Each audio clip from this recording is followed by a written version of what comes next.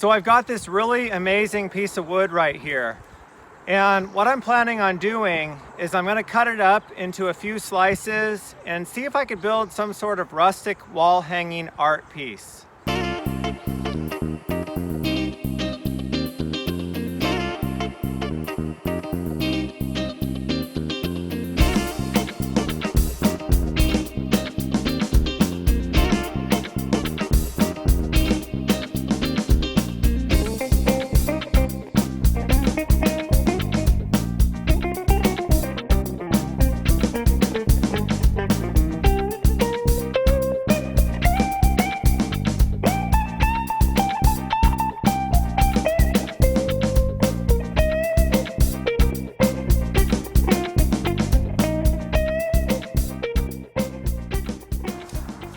So this is what happens when things go really good, is I end up getting pieces that look like this. And you know, with this piece right here, I can probably still get a good 3 more slices out of it. So I'm really looking forward to seeing what comes out of it.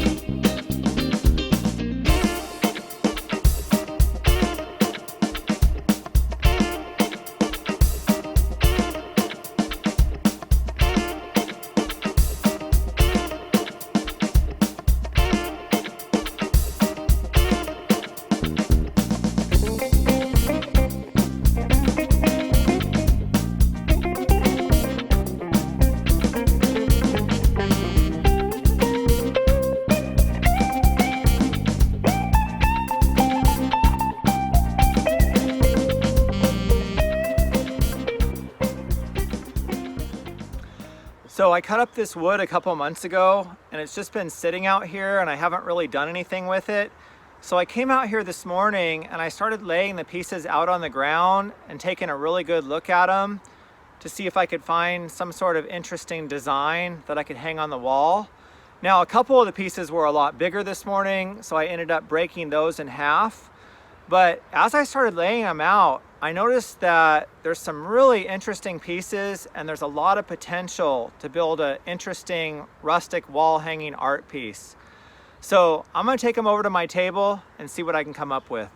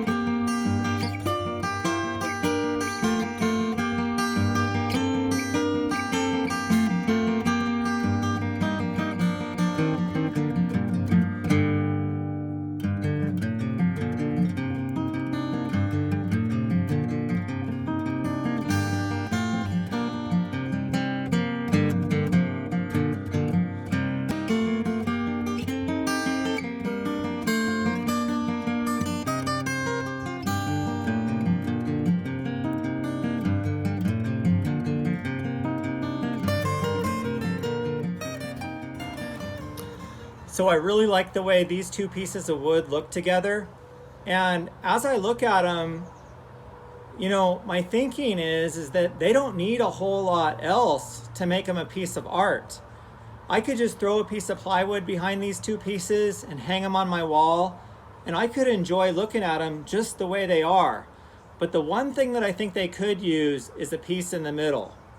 So what I'm gonna do is I'm gonna cut the two pieces on the sides, and then I'm gonna put this piece down into the center. Now, it's definitely gonna be one of the more simple projects that I've done in a long time, just 3 pieces of wood. But sometimes the worst thing that you can do to a piece of art is clutter it by throwing too many pieces at it that just aren't necessary. So anyway, it's gonna be simple, but if you wanna see how it's done, then stick around and I guess we'll see what happens.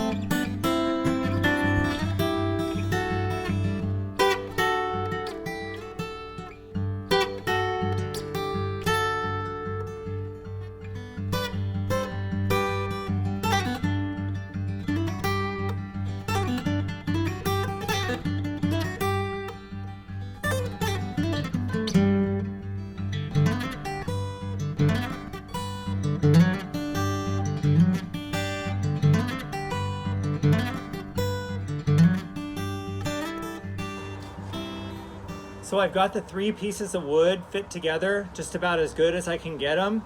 So the next thing I'm going to do is install 2 plywood backer boards.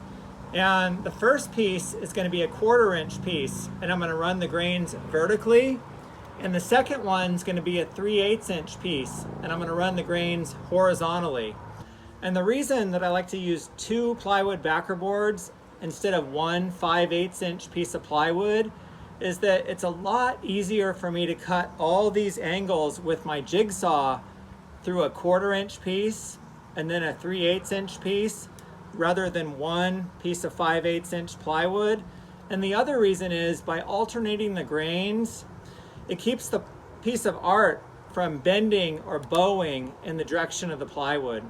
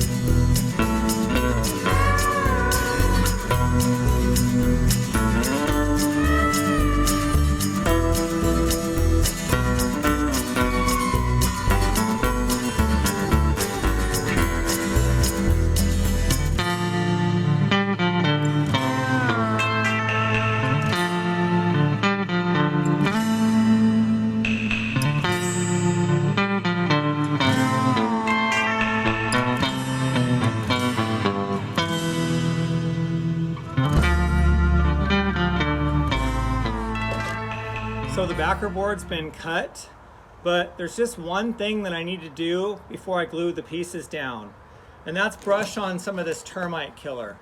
Now, even though I didn't see any active termites in this wood, there's definitely a lot of evidence that they had been here. So there may actually be some termites in here that I'm not seeing, but regardless of that, by brushing some of this on and letting it soak into the wood, even if there aren't active termites in the pieces, this should help prevent them from coming back.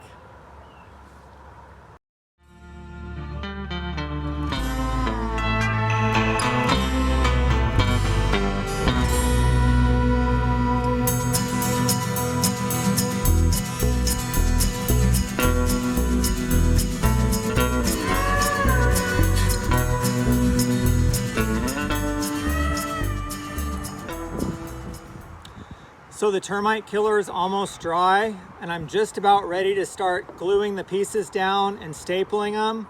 But there's one thing that I always like to do before I attach the pieces, and that's paint the plywood a dark brown color.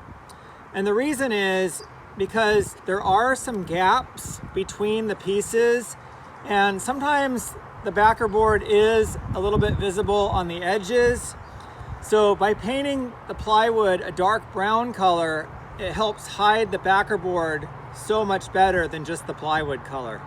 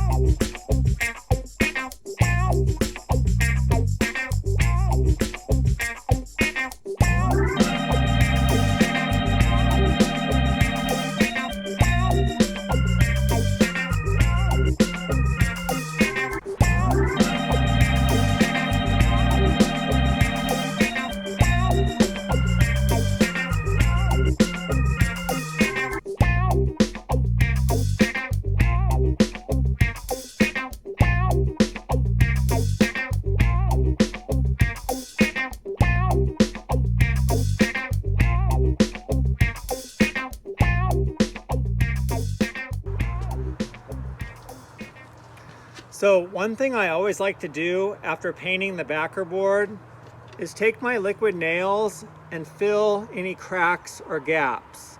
Now, there are gaps in a lot of places between the rustic wood and the backer board, and there's also cracks between the two pieces of backer board in a lot of places. So what I like to do is just kind of go over everything and just fill any cracks that I see. Now, technically, I could probably skip this step and nobody would really know or care, but to me, it just makes the whole project feel much more complete once I filled all the cracks.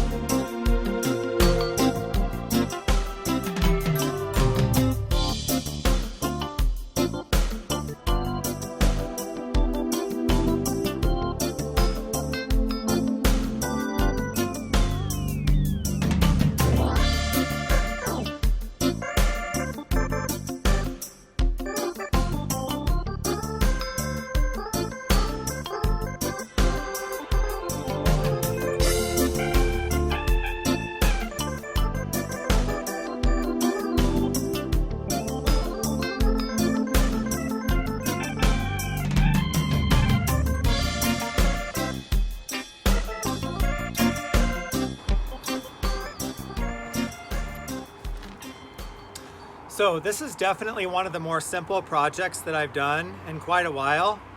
There's only 3 pieces of wood, but just because it was simple doesn't necessarily mean that it was a whole lot faster or easier to make than some of the other projects that I've done that have a whole lot more pieces of wood.